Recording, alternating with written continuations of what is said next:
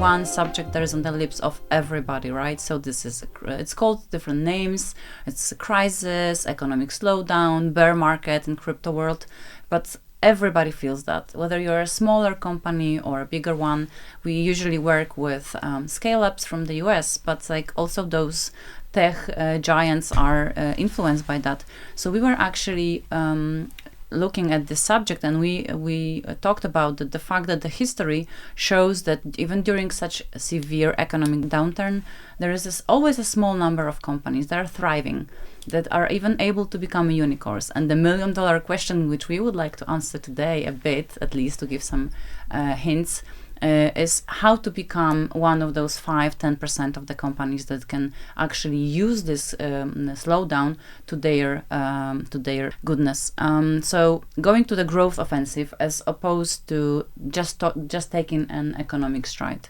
So before we start, maybe still the discussion, let me just tell to the audience that we are going live on Twitter, LinkedIn, and YouTube. And if you have any questions to us, just ask them on the comments, and we will be gathering them and we will answer them in the end.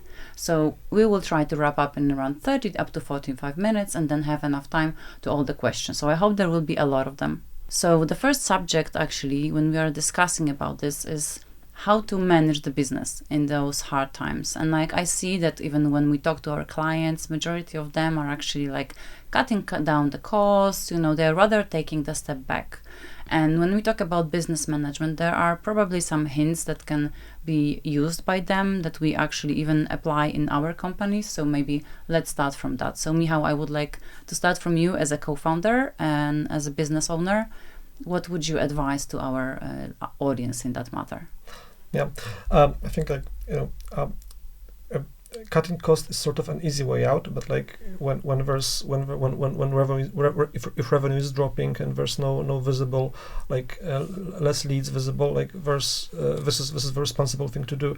And I think that to do it, you first really need to understand where can you afford to cut costs, which functions of a company are not crucial or not part of your core strategy. So for me, it's very important that during downturn, everyone really understands what are the strategic priorities, what's the company's strategy, so that you can really focus on those areas, and then you can identify areas that are not contributing so much to them, and then you can figure out whether you can decrease costs or take out some overhead there. So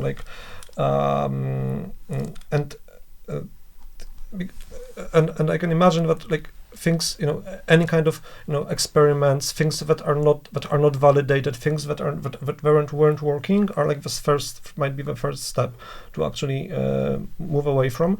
But then you shouldn't move away from things that are working. If you have a marketing channel that's working well, you need to double down on it. You need to focus on it and make it even more efficient. If you have some strategies around within your delivery team that are working very good for hiring team members, you need to double down on it, but perhaps don't experiment too much with things that aren't working so well, that are new things that you don't know whether they will work out, because that can be just wasteful. Mm-hmm. So as we call it, milk that cow, right? That's what we usually say. And really remember about the focus. That, it's very easy to defocus and then look for new things, but it's not. I don't think it's the way to do during a downturn. Mm-hmm. And we see that a lot of our clients and on the market already last year during COVID, a lot of companies again looked at becoming more agile and lean. So Wiosna, from your standpoint in terms of business management and that way towards becoming more agile, what would you advise here? I think the main point is to not think about agility in terms of some frameworks, but about agility in terms of being able to make decisions quickly. And to do that, you need to actually have first what Michał was just talking about. So this focus and understanding what you're good at, what your vision is, what your strategy is. And then make your company more agile. Try to decentralize the decision making. Make the decisions like on those levels that are closest to the actual operations, that are closest to your customers, that are closest to your business partners, because then you are able to take those decisions much more quickly. That's one thing. And the other is that they're probably much more attuned to what is happening on the market. So this is obviously dependent a lot on the trust that you as a manager are able to give to the employees of your company. So you need to foster the trust. They need to feel that it's okay, that they can contribute, and they need to understand this vision and this strategy, to understand what are like the options, that like the frames where they can use those decisions to contribute to the company. And that was actually surprising for me when I joined 10Clouds, that we have this don't ask for permission, ask for forgiveness. And I think this is a great example. Stephen, would you like to add something on that from your perspective? I think the biggest thing for me is in a good economy, when money is flowing, it's really easy to invest in sexy technology, something that sounds great, AI, blockchain, etc. And there's always a time and a place to develop what sounds good to you. But I think too many companies put too much of their investments into brand new R&D based on what their roadmap is, as opposed to what data says from customer engagement. What's the activation point for the product that you're building? When do people actually adopt it? And I think, if you look at companies that have grown in a recession, look at, first of all, 10Clouds. My understanding is, Michał, you and Maciej built 10Clouds in 08 and 09. You look at Airbnb. That's exactly the time. It was like funny because like we were, for a very long time, we were under impression that we are all the time operating under recession, but this is like for the first couple of years it was situation normal for us basically.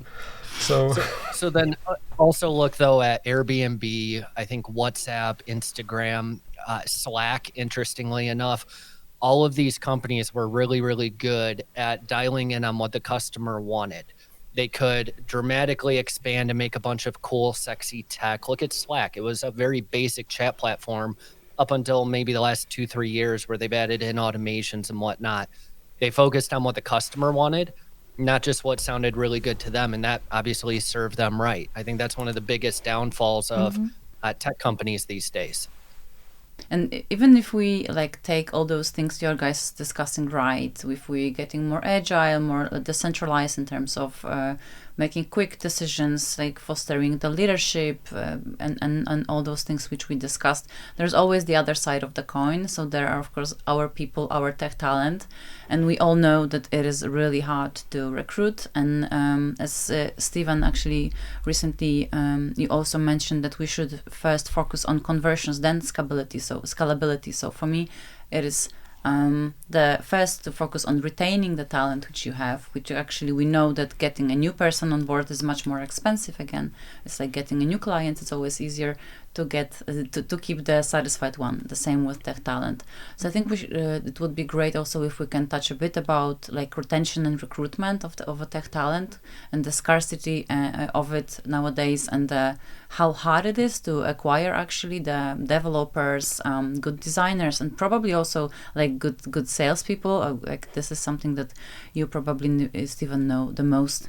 So Michał, how do you retain the most valuable employees in like delivery? Because you're also like in 10Clouds like head of the delivery. So actually majority of the delivery team, developers and designers are under your supervision. Yeah, this is like a challenging problem because like on one hand, like during recession we have there's less business, less interest, less investment money, and so then less product development. But then on the other hand, the tech market in terms of like employment market, like very slow down, but it's still hot. If like people, if for good engineers, there are always opportunities like to go to there's always some opportunity, even though we are in a slowdown. So then it's harder to retain those people, and then it's like even more important. So like what we are like focusing on, and I think that what's working, what has the best chance of working, is to really make sure that like people first feel safe, so that they know that the company is doing well, feel that they feel comfortable. They are during recession or events like war in Ukraine at the beginning of the year. That we are really very honest with communication, and very transparent of how those events affect our company, so that so that people are not stressed more than they can handle that. And then on the other hand, so that's one aspect, this kind of safety, and the other one is really meaningful work content and meaningful projects, meaningful engagement, so that people really want to work with us and stay with us. And if you have two of those things, you're in a pretty good position, because of course you need to be, especially with tech talent, you need to be you have to be at a proper baseline in terms of salaries, but that's obvious. But if you have those two things, like safety, good culture, and meaningful work, you're in a pretty good position to start. And that's what we are really focusing a lot right now to provide that. And I think it has a very good chance of working. Mm-hmm. Steven, would you like to add something again? Because I know that sales, in terms of sales teams, it is also a challenge to retain them nowadays, right? We can see that also in our case. Yeah, so it's interesting. My background originally started in talent acquisition over a decade ago. Mm-hmm. And one of the things that I learned is you can take even a very, what could be looked at as a menial job or rudimentary job. And as long as the person understands why they're doing what they're doing, they're going to be more engaged. Take a look at an SDR, BDR type role. No one wants to do it anymore, right? Who wants to pick up the phone, make calls and get rejected day in and day out? And a lot of them go by scripts and so forth. So it's hard to find purpose in that. Yet I can spin that and help somebody understand that, look, they're the lifeblood of a company, because without them, there is no company. They have no leads, no opportunities, no pipeline, etc. They are one of the most important positions in the entire business. And while that might sound a bit dramatic, that's the level of intensity that you need to come with when you're trying to sell somebody on a job, sell somebody day in and day out on staying engaged. And I think that's one of the things that people miss. They sell somebody on a job and then they expect them to do their job and that's it. And while that's great and practical in theory, it's just not practical in real life. Every single day you have to sell your team. And especially when there's a talent shortage, not just in development, but absolutely in sales. It's brutal trying to find anybody right now. Everyone's hopping over to, companies that are willing to pay 10, 20K more, at a time, and then they end up job hopping.